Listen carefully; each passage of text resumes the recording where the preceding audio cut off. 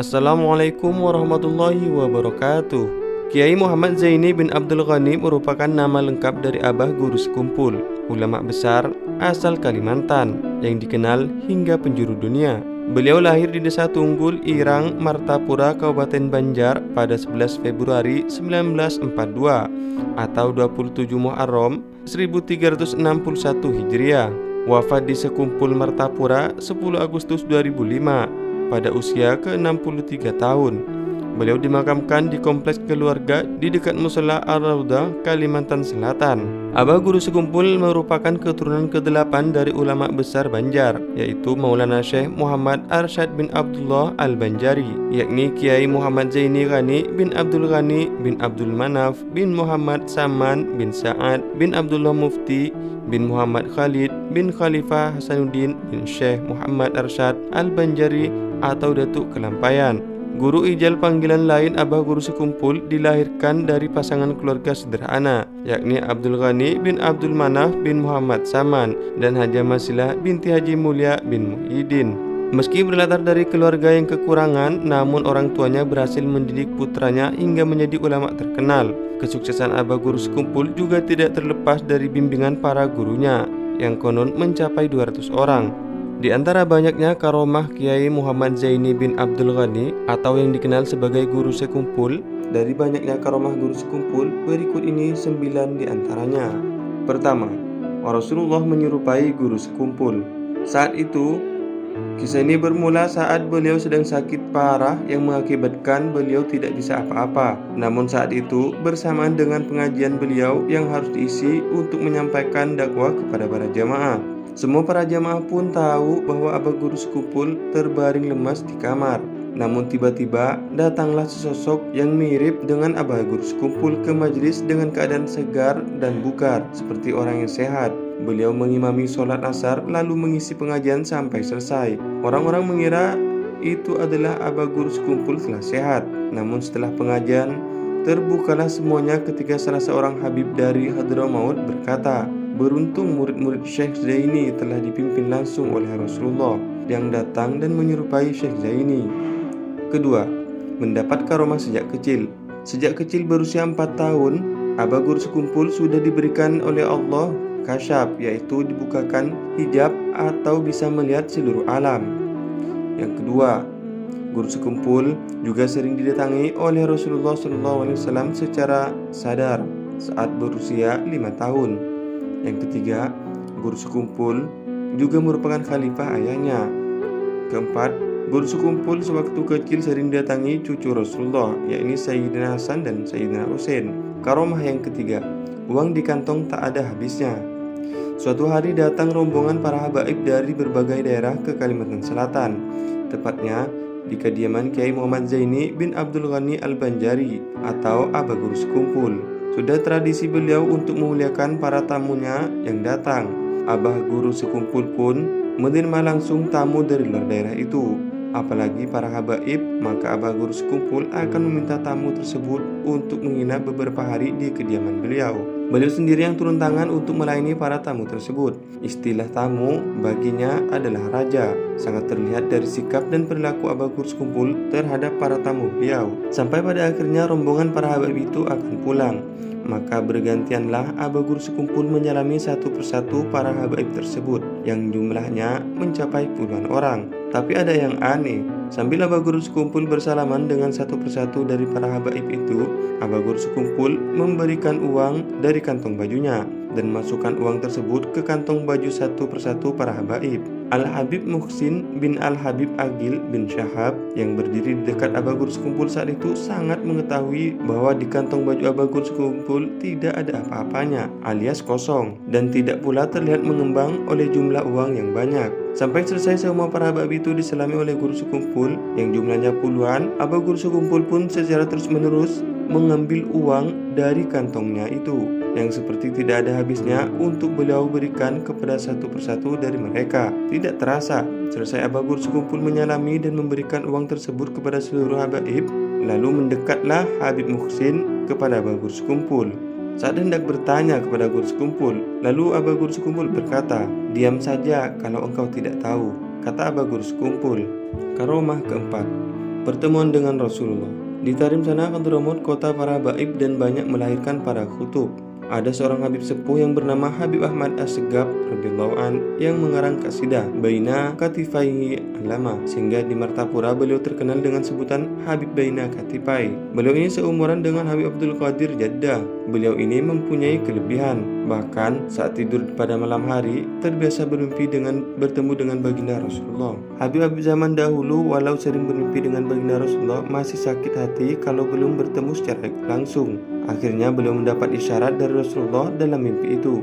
Ahmad, kalau kamu ingin bertemu saya, maka temuilah Zaini atau guru sekumpul, orang Martapura, Banjarmasin. Maka bergegaslah beliau menuju Indonesia. Sesampainya di Jakarta, beliau dihalangi oleh orang yang dengki dengan guru sekumpul. Namun beliau mampu menerobosnya karena ingat dengan isyarat dari baginda Rasulullah. Akhirnya bertemulah beliau dengan Abah Guru Sekumpul. Beliau utarakanlah maksud kedatangan beliau. Kemudian oleh guru sekumpul diberi amalan yang kemudian beliau amalkan. Tidak berapa lama setelah itu Rasulullah menemui beliau di pagi hari. Segera setelah pertemuan yaqazatan itu beliau melapor kepada guru sekumpul. Oleh guru sekumpul dijawab, sebelum ke tempat sampian Rasulullah menemui saya terlebih dahulu, kata Abah Guru Sekumpul. Langsung seketika Habib Ahmad memeluk guru sekumpul. Ya guru sekumpul, itu adalah syekh futuhnya atau guru murabbi, mursyidnya Habib Ahmad As-Segaf, kata Habib Ahmad. Yang kelima, suara terdengar ke langit. Abah Guru Sekumpul adalah sosok alim ulama yang dikenal sangat alim dan memiliki banyak karomah yang sangat dahsyat. Di antara karomah Abah Guru Sekumpul adalah ketika suara beliau terdengar hingga ke atas langit. Kisah ini bermula suatu ketika Habib Anis bersama rombongan mau berkunjung ke Abah Guru Sekumpul. Habib Anis naik pesawat. Di tengah-tengah penerbangan Habib Anis berkata, suara deru pesawat telah berhenti dan ini dengarlah suara Guru Zaini sedang membaca maulid terdengar sampai ke atas langit. Sampai rombongan mendengarnya dengan jelas, suara maulid yang dibaca oleh Abah Guru Sekumpul terdengar di langit. Semua rombongan mendengarnya dengan jelas. Suara Abah Guru Sekumpul sedang membaca maulid yang terdengar hingga ke atas langit. Karomah ke-6, sudah wafat masih berdakwah di Papua.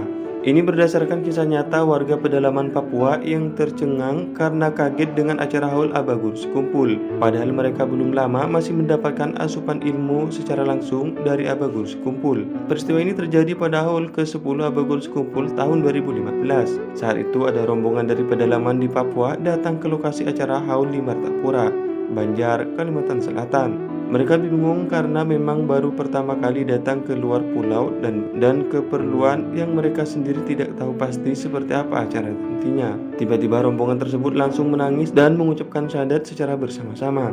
Foto yang ditunjukkan oleh panitia di warung-warung tersebut ternyata dikenal mereka sebagai guru yang mengajar akhlak dan kebaikan di tanah kelahirannya, pedalaman Papua.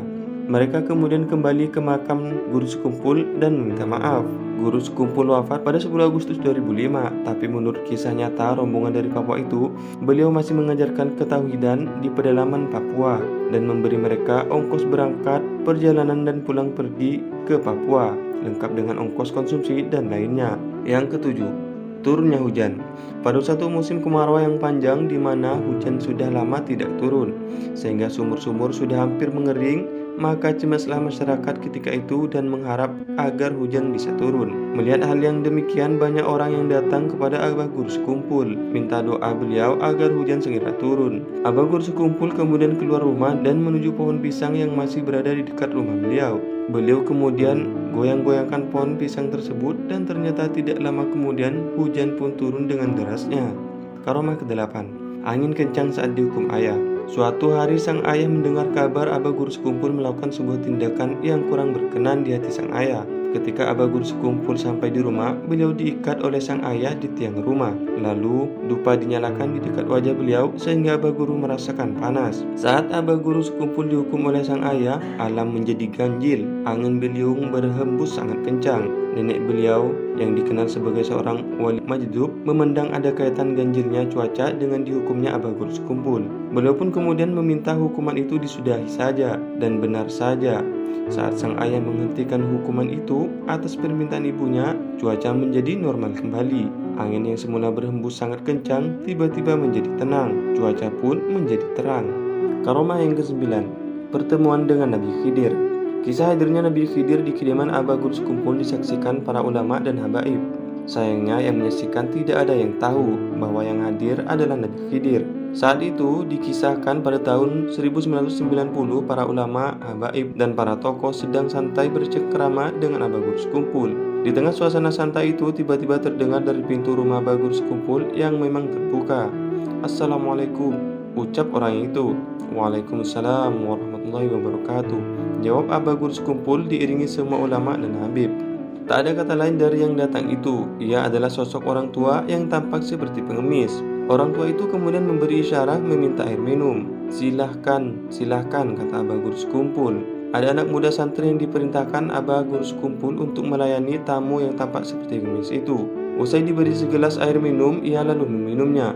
"Alhamdulillah," kata orang tua itu. Usai meminum minuman yang diberikan oleh Aba Guru Sekumpul, orang itu meminum tidak sampai habis. Gelas yang kemudian diserahkan lagi terlihat masih ada banyak sisa airnya. "Terima kasih, mohon undur diri," kata orang itu kepada Aba Guru Sekumpul. Gelas itu kemudian dikembalikan ke tempat semula oleh santri yang melayani tadi. "Minum saja airnya," kata Aba Guru Sekumpul kepada santri yang melayani tadi. Santri itu kemudian meminumnya sebatas setengguk saja, masih lumayan sisanya. Lalu Aba Guru Sekumpul bertanya kepada orang yang hadir itu, "Siapa yang tahu siapa orang tua itu tadi?" tanya Aba Guru Sekumpul. Para ulama dan habaib yang hadir tampak tak mengerti jawaban atas pertanyaan Aba Guru Sekumpul. Bahkan mereka saling menoleh, tanda semua tidak paham. Yang hadir lebih memahami yang hadir itu adalah seorang pengemis. Bahkan orang mengira itu adalah hanya pengemis biasa.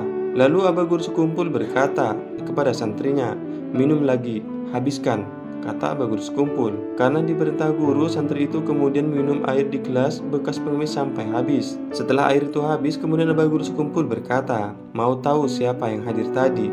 kata Aba Guru Sekumpul. Semua orang yang hadir pun bisu, tidak paham maksud Aba Guru Sekumpul. Lalu Aba Guru Sekumpul berkata lagi, "Orang tua yang meminta air seteguk itu adalah Nabi Khidir alaihissalam." Setelah mendapat informasi dari Aba Guru Sekumpul itu, lalu orang yang hadir pun berebut untuk meminum bekas air minum Nabi Khidir. Itulah karomah dahsyat Aba Guru Sekumpul yang jarang diketahui.